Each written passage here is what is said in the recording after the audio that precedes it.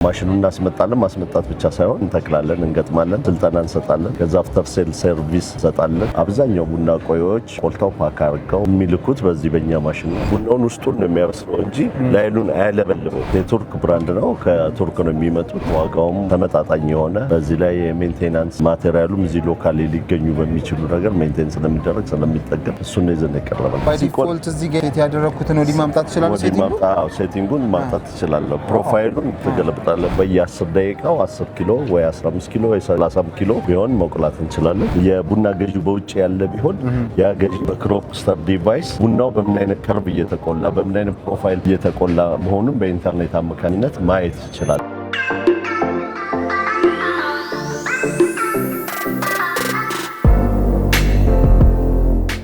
ሰላም ጤና ይስጥልን። እንደምን ቆይታችኋል? ፈጣሪ ይመስገን እኛ በጣም ሰላም። እዚህ ጋር የምታያቸውን ማሽኖች ለመቃኘት ሞክረናል። እንግዲህ እነዚህ ማሽኖች በቱርክ የሚሰሩ እዚህ ጋር የምታዩት ማሽን የቡና መቁያ ማሽን ሲሆን እዚህ ጋር ደግሞ የምታዩት ማሽን የቡና ቴስተር ነው፣ ላብ ቴስተር ማሽን ነው። ያ ማለት እንግዲህ ቡናውን ሙሉ በሙሉ አስገብተን ከምንቆላ መጀመሪያ የምንቆላበትን ፊውቸር እዚህ ጋር በላብ ቴስት አድርገን የዚህን ፊውቸር በፍላሽ ወስደን እዚህ ጋር የምንጠቀምበት አይነት ማሽን ነው። ስለዚህ እነዚህ ሁለቱ ማሽኖች ቡና ለመቁላት በጣም ወሳኝና ስታንዳርድ ያለውን ቡና እንድታገኙ የሚያስችሉ ማሽኖች ናቸው። እኚህ ማሽኖች ማግኘት የምትፈልጉ እንግዲህ ሙሉ መረጃውን ወደ እናንተ የምናደርስ ስለሆነ ከመጀመሪያው እስከ መጨረሻው ተከታተሉ፣ አብራችሁ ቆዩ።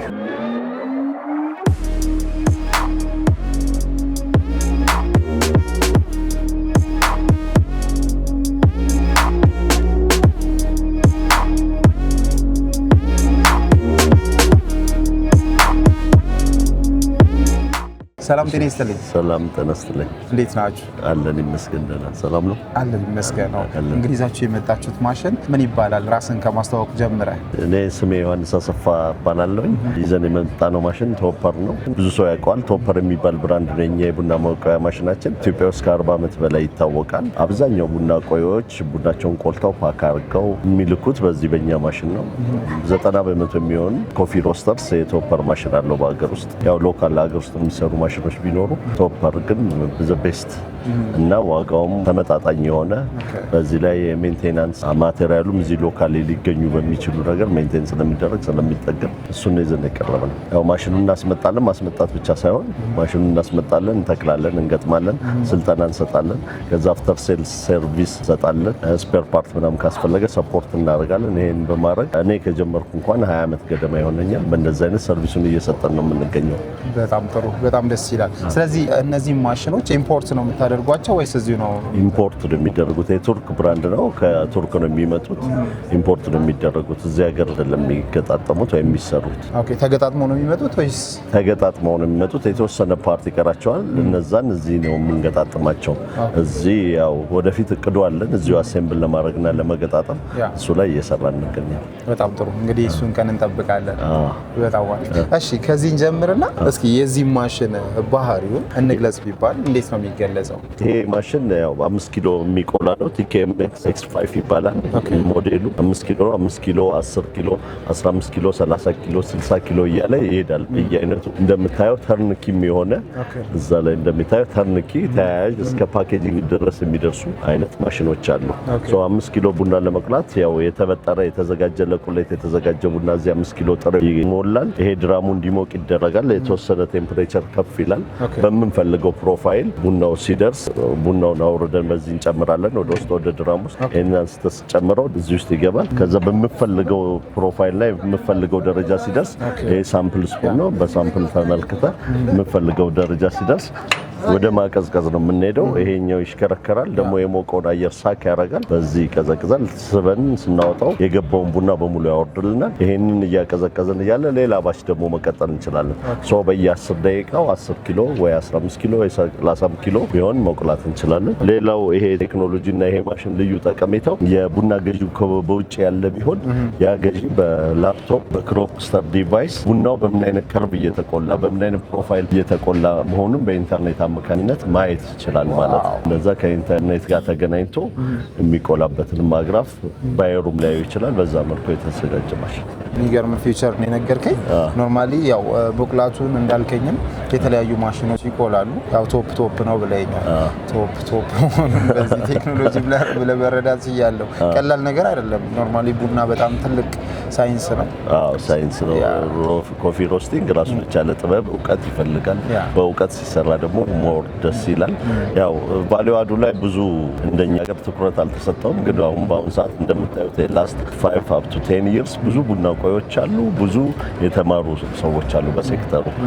እነሱ በመጡ ቁጥርና አፕዴት በሆነ በሰፋ ቁጥር ወደፊትም እድላችን ይሰፋል ማለት ነው። ኖርማሊ የተቆላ ቡና መላክ ብቻ ሳይሆን እንደ ኢንስታንት አይነት ኮፊዎችን በሀገራችን ውስጥ መስራት ማለት አሁን ኢምፖርት የምናደርጋቸውን ከጣሊያን ከሌላ ሀገር የሚመጡ እንደ ፓውደር አይነት ኢንስታንት ካፌ፣ ናስ ካፌ አይነቶቹ እዚሁ ሀገር እየሰራን ኤክስፖርት ማድረግም እዚሁ መጠቀም የምንችልበት ደረጃ ላይ እየመጣን ነው። እውቀት ሲኖር ቴክኖሎጂ ሲኖር እየተሰራ ይመጣል ማለት ነው። አሁን የሚፈልገው ትንሽ ኢንቨስተር ነው የሚፈልገው። ኢንቨስተሩ ከገባ ወደ ሴክተሩ ቆንጆ ይሆናል። በጣም ጥሩ፣ በጣም ደስ ይላል። እንግዲህ አሁን የነገርከኝ ይሄ ሁላ የቡናችን የወደፊት ተስፋ ቀላል የሚባል አይደለም። እንደዚህ አይነት ቴክኖሎጂዎች ደግሞ ሲጨመሩበት በጣም የተሻለ ውጤታማ እንሆናለን። እናንተም በዚሁ በርቱልን ለማለት እንወዳለን። እስኪ ይህንን ማሽን አሁን በነገርከኝ መልኩ ይህን አይነት ፊቸር ካለው የሳይዝ ልዩነቶች ምናልባትም ደግሞ ከሳይዝም ከቴክኖሎጂም ከዋጋም አንጻር ልዩነት እንፍጠር ቢባል ቶፕ ፐርሰንት አይነት አማራጭ ይኖረዋል?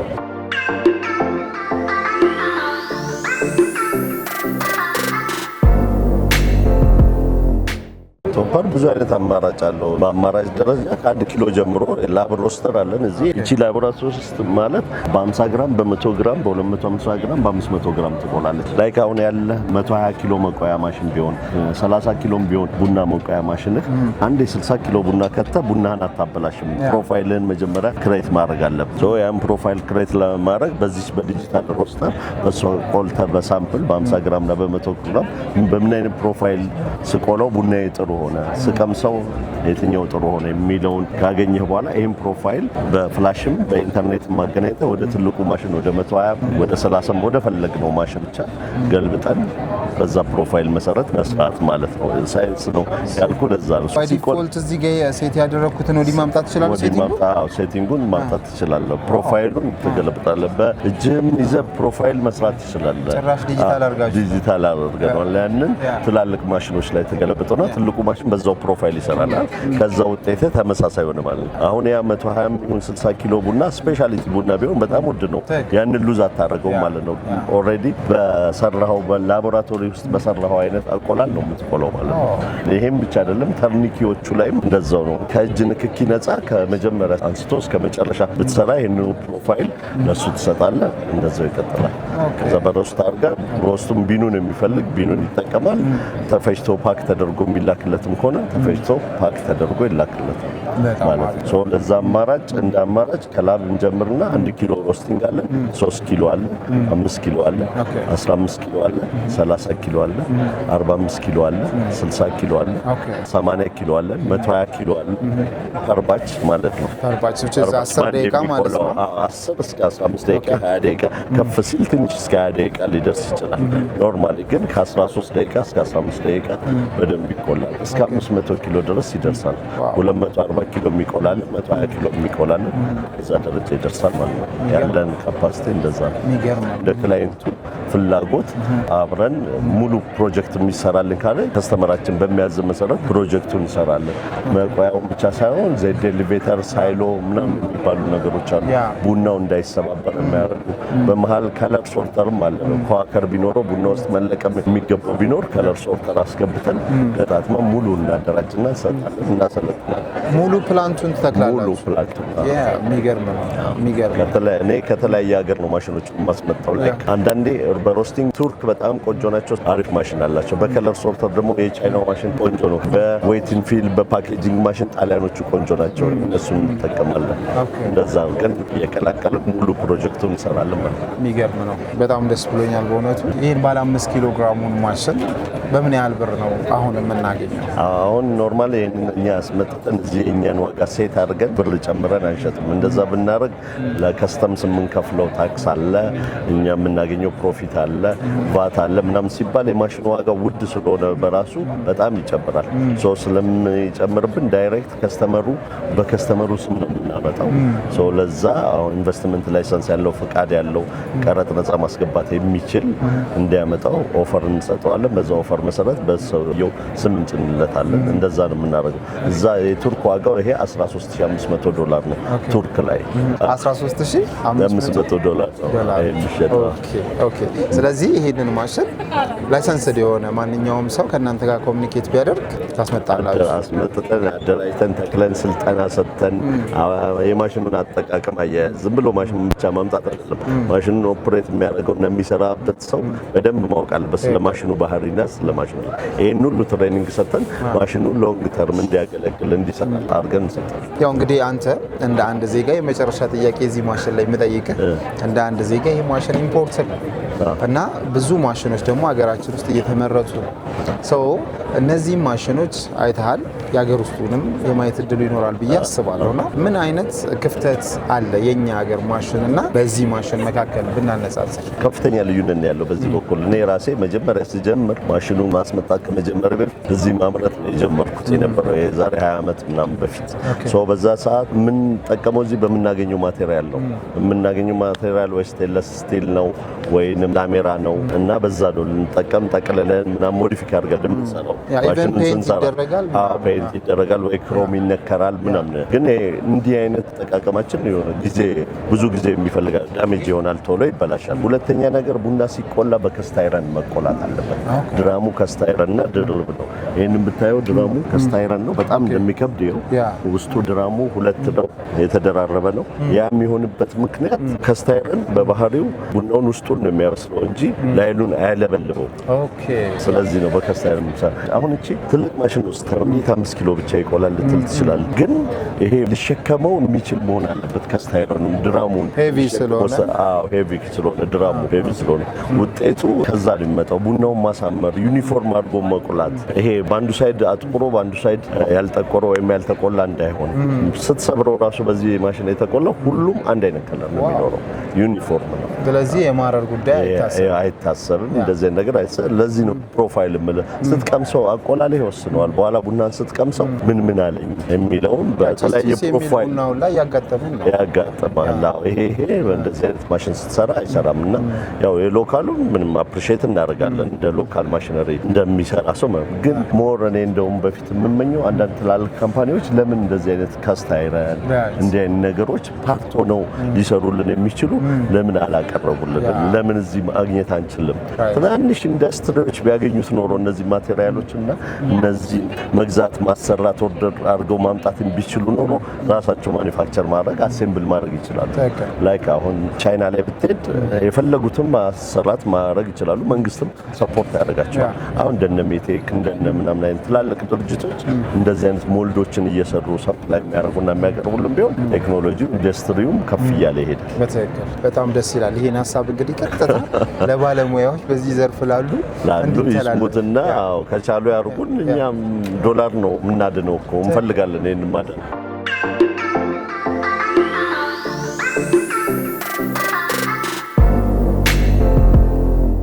በጣም ጥሩ። እንግዲህ እዚህ ጋር የመቁያ ማሽናችንን በዚህ መልኩ አይተናል። ምናልባት የኤሌክትሪክ አማራጭ ቢጠቀስ ማሽኖች ላይ አንዱ ፊቸር እሱ ነው። ስሪ ፌዝ ሲንግል ፌዝ የምንለው ነገር አለ። የሚጠቀመውም የኤሌክትሪክ ፍጆታ አለ። ምን ያህል ነው የሚሆነው?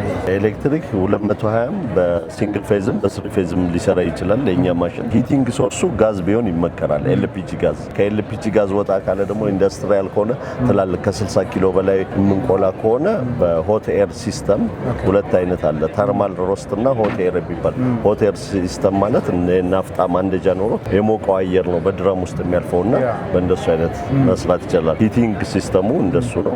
ኤሌክትሪክ ሲንግልም ስሪ ፌዝ ማድረግ ይችላል። ግን የኛ ሀገር ሲንግል ፌዝ 2 ዋየር ስለሆነ ብዙ ጠንካራ አይደለም። ሰው ትላልቅ ሞተሮችን ራድ ለማድረግ ስለማይመከር ያው አንድ ምጣድም ቢያሰራ ነው በቤታችን ያለው 6 ኪሎዋት ወይ 7 ኪሎዋት ቢሆን ከሱ ይልቅ ግን ስሪ ፌዝ ቢሆን ይመከራል። እስከ 5 ኪሎ ድረስ በኤሌክትሪክም ኦፕሽን አለ። ኤሌክትሪክ ሂት ግን ኖርማሊ ቡና ሲቆላ ከኤሌክትሪክ በላይ በጋዝ ቢቆላ ዩኒፎርም ይሆናል። ማኔጀብል ነው ፕሮፋይል ለመስራት እንደማለት። ሁለቱንም ሚዲየም ለመጠቀም ማሽኑ ይፈቅዳል ማለት ነው። እንዴት አድርገን ነው ጋዙን ልንጠቀም የምንችለው? ነው ጋዙማ በጋዝ ኮኔክት አድርገህ ጋዙ ሂቲንግ ሶርስ ነው ማሞቂያው ነው ድራሙ። ሞተሮቹን ግን የሚያሽከረክረው ኤሌክትሪክ ነው። ኤሌክትሪኩን ስናዝ እንመርጣለን። አሁን ከስተመራችን ሲንግል ፌዝ ነው ያለኝ ካለ በሲንግል ፌዝ ተመርቶ እንዲመጣለት እናደርጋለን። አይ ስሪ ፌዝ ነው ካለ በስሪ ፌዝ ተመርቶ እንዲመጣለት እናደርጋለን። በእንደዛ ነው የምንጠቀመው ነዳጅ። አይ እኔ ናፍጣ ነው የምፈትችለው ኤልፒጂ ጋዝ የለኝም ወይ ናቹራል ጋዝ የለኝም ካለ በናፍጣ እንዲሰራ በበርነር አድርገን እንጭንለታለን። አይ ኤልፒጂ ይሻለኛል ፕሮፋይል ሲስተም መመዝገብ ፈልጋለሁ ምናምን ጥሩ አድርጌ መኩላት ፈልጋለሁ ካለ ኤልፒጂውን እንጭንለታለን። ስለዚህ ሁሉም አማራጭ አለን። ከስተማይዝ እንደማድረግ ከስተመሩ ሌላው የከስተመሩንም ሎጎ መለጠፍ እንችላለን። እኛ ቶፐር የሚለው እንዳለ የከስተመራችን ሎጎ እዚህ ላይ ይለጠፋል። የፈለገበት ተለጥፎ ማሽን እናመጣለን። ኦኬ በጣም ጥሩ። ከእናንተ ወደ እሱ አዞራችሁ ከገዛ ተገዛ። የዚህን ማሽን ነገር ብዙ ፈትፈተን አውርተናል። ምናልባትም ደግሞ ስራዬ ብሎ ወደዚህ ቢዝነስ የሚገባ ሰው እናንተን ኮሚኒኬት አድርጎ ከዚህ ከኛ የተሻለ መረጃ ማግኘት ይችላል ብለን እናስባለን። የዚህን ማሽን ፊውቸሩንም ዋጋውን ነግራችሁናል። ይህንን ማሽን በምን ያህል ብር እንደምናገኝ ደግሞ ንገሩንና ያው ዩኤስዲውም ሊሆን ይችላል ባለቤቱ ይቀይረዋል። ይሄ $10,500 ነው። ተርኪ ላይ ባለ 2 ድራም ነው። ሲንግል ድራም ማለት ሲንግል ድራሙ ደግሞ ወደ $7,000 አካባቢ ነው ያለው። ግን ያልገባኝ አንድ ነገር የተርኪን ዋጋ ነው እየነገርከኝ ያለው። ቅድም እንዳልከኝ ዋጋው እንዳይነሳ በማሰብ ሰው ይሄንን ማሽን የሚገዛ ሰው በዛ ዋጋ ከገዛ የእናንተ ጥቅም ምንድነው? የኛ ጥቅም የካምፓኒው ኤጀንት ነን፣ አብረን ነው የምንሰራው። ስለዚህ እንዳልኩ ነው የኛ ዋጋ ከምንጨምር አስመጥተን እኛ ከምንሸጥ እኛ ከዛ ላይ ከካምፓኒው ጋር የምናገኘውና የምንሰራዋለን። ሌላ እዚህ ኢንስታሌሽን ኮስት ብንሰራለት አሴምብል ማድረጉን በነፃ ነው የምናደርገው፣ አንድ ላይ ነው የምናደርገው። ማማከሩንም በነፃ ነው የምንሰጠው።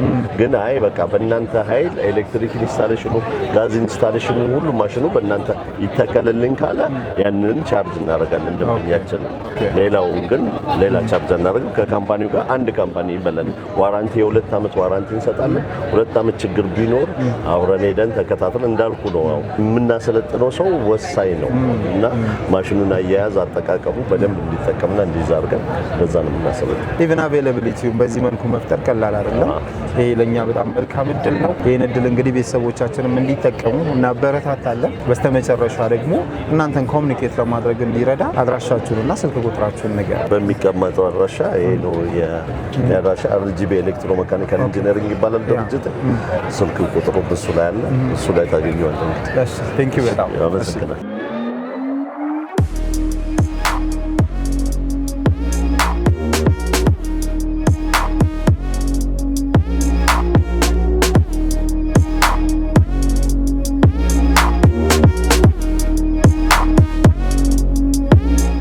እንግዲህ የተወደዳችሁና የተከበራችሁ ቤተሰቦቻችን ባያችሁት መልኩ በዚህ መልኩ እነዚህን ሁለቱም ማሽኖች ለመቃኘት ችለናል። ያለምንም መከልከል ሙሉ መረጃ ሊሰጠን ስለቻለ ይሄንንም ወደ እናንተ አቅርበናል። እናንተም ይሄን መረጃ በመከታተል በቡና ቢዝነስ ላይ መሳተፍ የምትፈልጉ ከሆነ ያ ማለት እንግዲህ ቡናን ቆልታችሁ ወደ ውጭ ሀገር መላክ የምትፈልጉ ከሆነ ኢንተርናሽናል ስታንዳርዱን የጠበቀ የመቁያ ሲስተም ያለው ማሽን ነው እንግዲህ እዚህ ጋር ለመቃኘት የቻልነው። ይሄንም ወደ እናንተ ስናደርስ በታላቅ ኩራት ነው። አብራችሁን ስለቆያችሁ እያመሰገንን እንዲህ አይነት ጠቃሚ መረጃ ወደ እናንተ እንዲደርስ ቻናላችንን ሰብስክራይብ ማድረግ አይረሳ። እናመሰግናለን።